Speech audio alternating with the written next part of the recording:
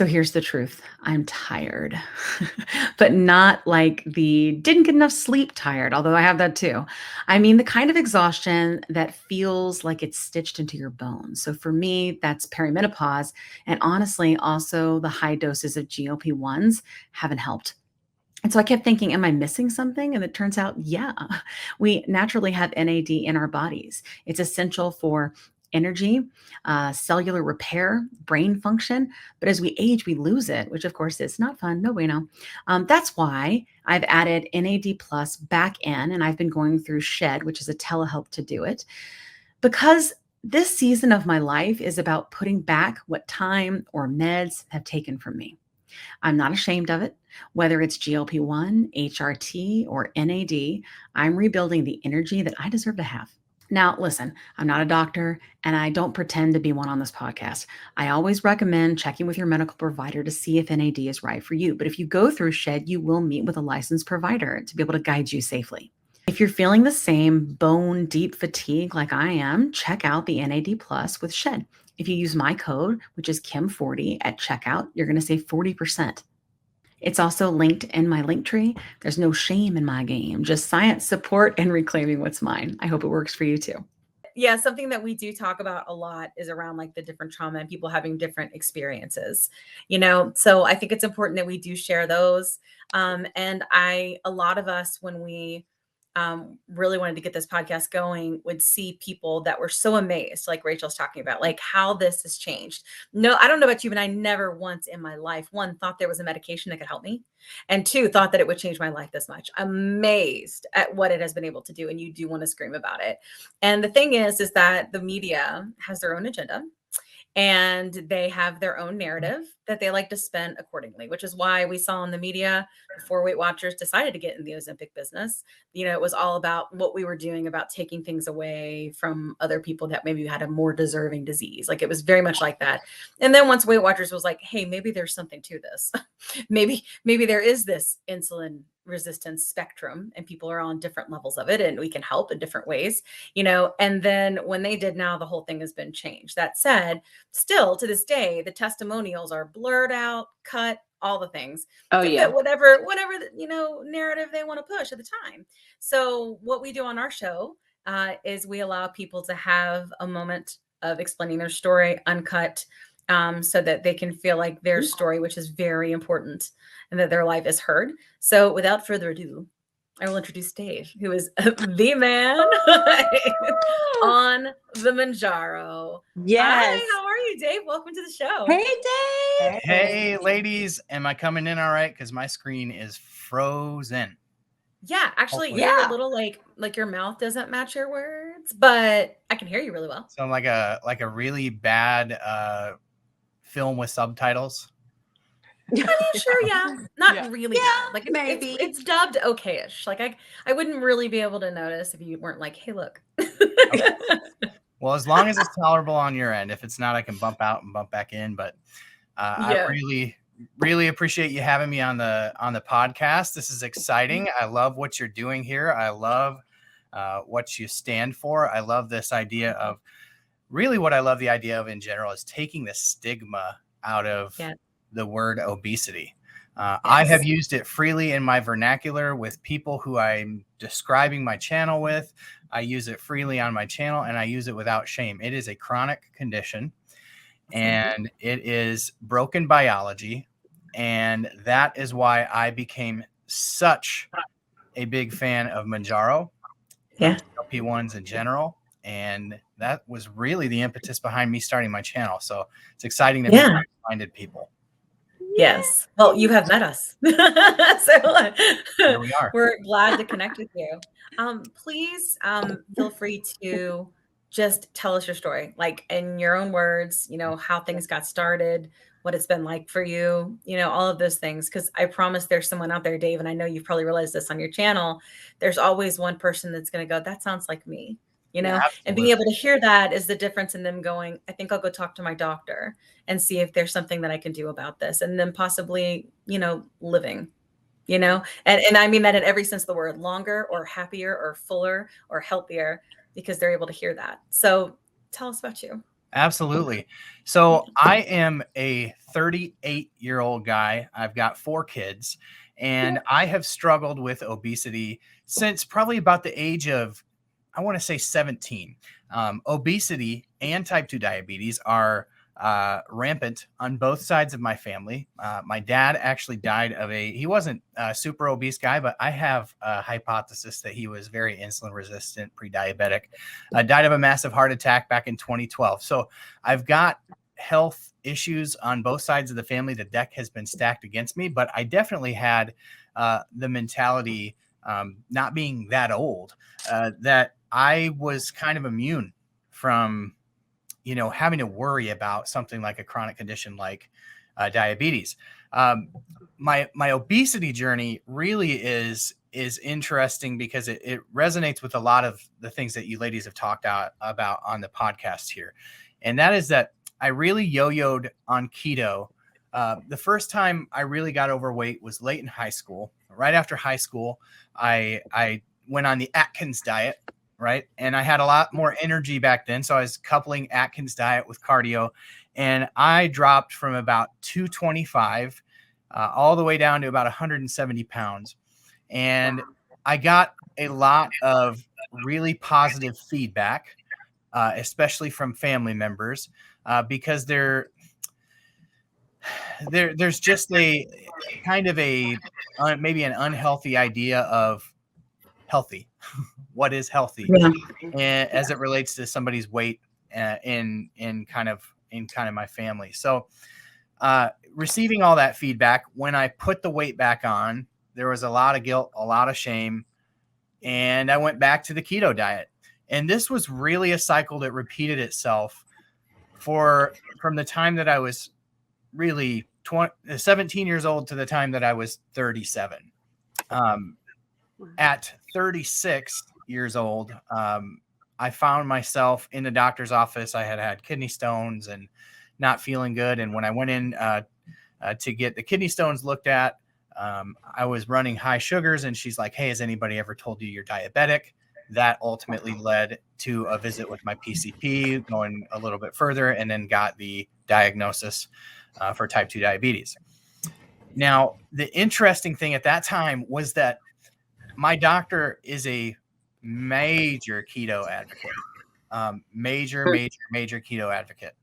And so he's like, if you want to do this without medicine, you have to go on keto. And I said, well, to be honest with you, I've done that my whole life. And in my theory at that time, and really now even, is that if you do keto for that long on and off, it really messes with your metabolism.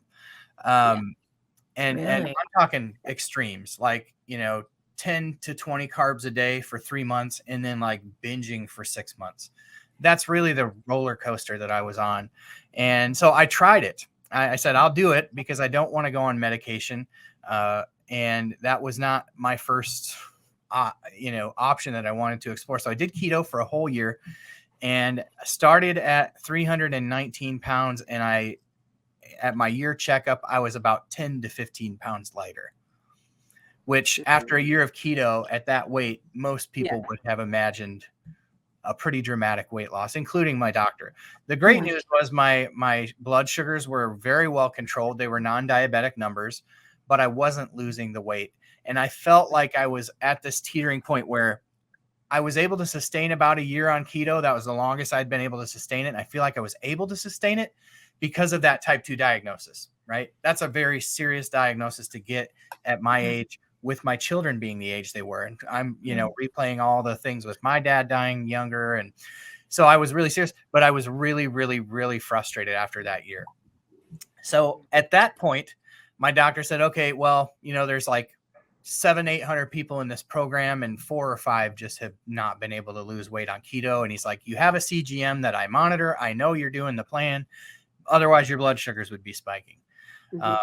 So he put me on metformin and phentermine to lose some weight, talked to me about bariatric surgery, kind of really throwing up his hands about the whole situation. When I came back a couple months later, because the metformin made me super sick and the phentermine made me feel super bugged out, he said, well, if bariatric surgery isn't an option because of insurance, there are these GLP-1s. And I go, Wow. Well, tell me about them. And so I went home and I researched the crap out of them. And Wow. to the point where I saw, at least online on YouTube, which is kind of my go-to for information,